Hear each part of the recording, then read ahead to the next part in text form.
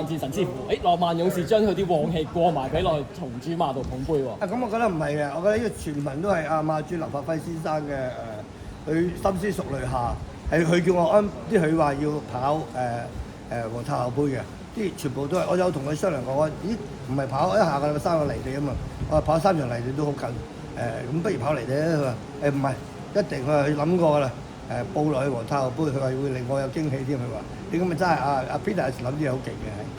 同埋今日呢場雨係咪某程度上對佢個跑法上都有助去發揮咧？我覺得今日所有嘢都有賺嘅，因為第一你知嗰啲級制賽不平網咧，啲3級賽嗰啲咧，一定係輕網係好過重網嘅。第一，第二今日一定係擺前領或者貼馬仔好嘅。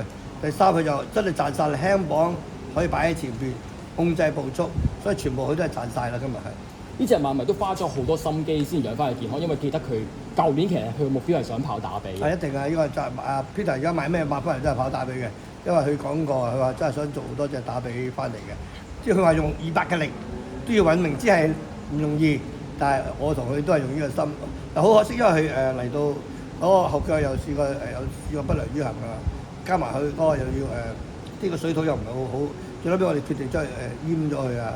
咁好多嘢搞埋就嘥咗啲時間，希望而家真係證明佢臨地好咯。